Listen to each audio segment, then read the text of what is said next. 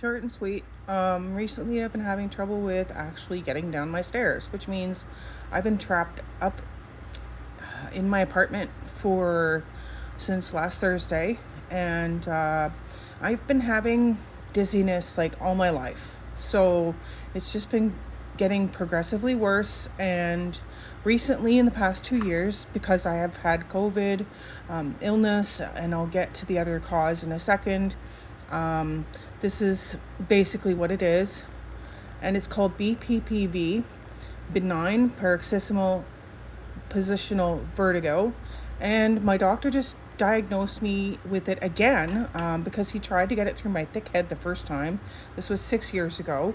And I didn't want to do these exercises, but I could have relieved myself. Now, this is going to be a long video, but the issue with this is it says on Google in like several different spots that this can be caused by head trauma.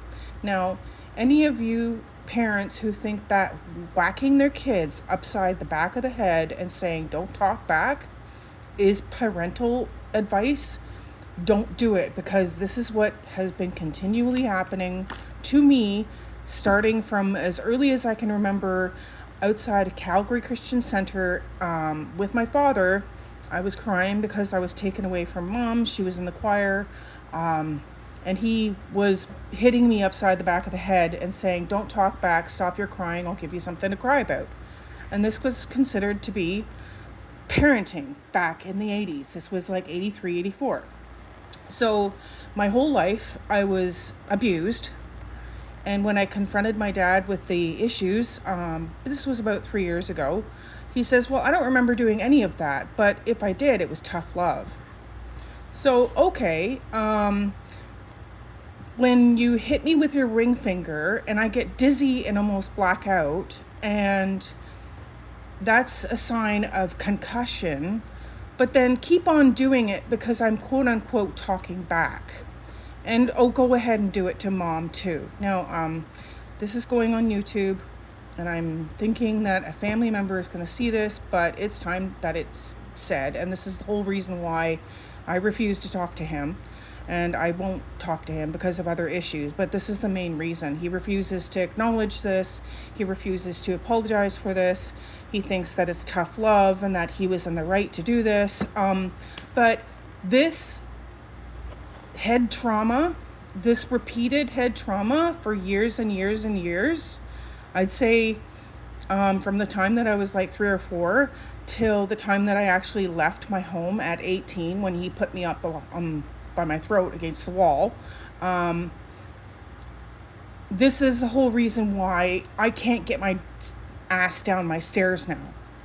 So, like, I am fully blaming him for this inability to get down my stairs, because now I have to treat this problem with home exercises, and if they don't work, I have to go in the clinic, which means going down my butt on the stairs. And I also have to get my A1C tested. I don't know how I'm going to do that. This means leaving the house. Like, this just triggered so many other things. Like, because of this happening and the little stones in my inner ear getting knocked out of place and floating around my head, over and over and over, like head trauma, this is what pops up in Google. Like, this is triggered by head trauma, which has happened to me in the past over and over and over again, and to my late mother. So not only that, but it's also triggered by COVID, like illness, like large amounts of illness. It's been triggered by having to lay down in bed for so long. Like, if you Google it, this is what comes up. I'm not going to show the Google thing. I don't know how to tech like that.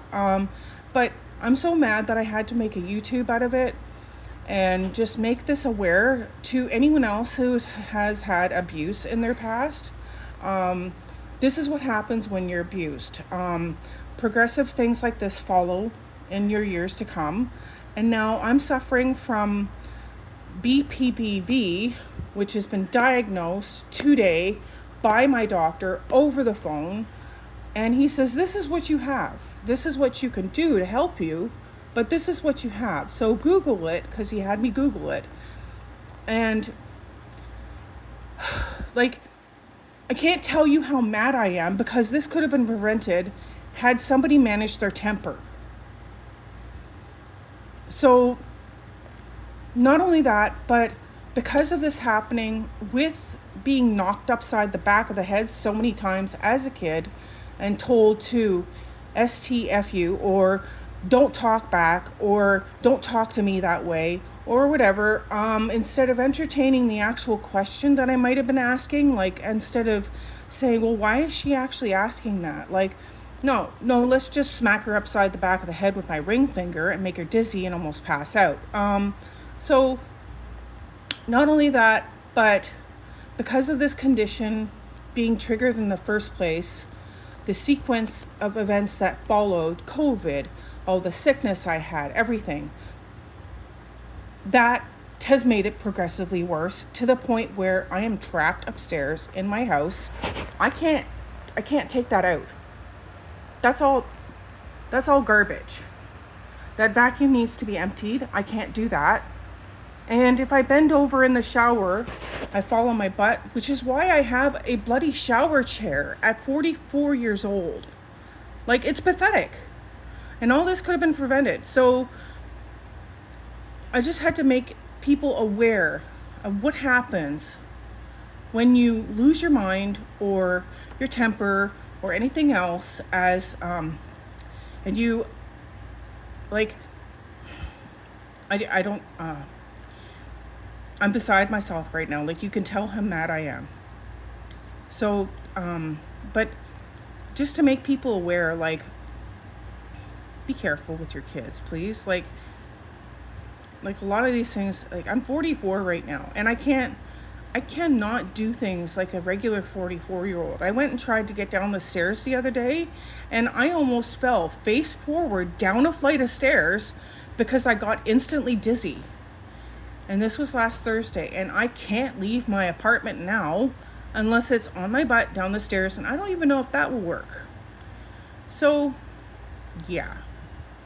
That's my whole point to this video, is like, things is just like, I not only had a horrible week last week, but this has just topped it off.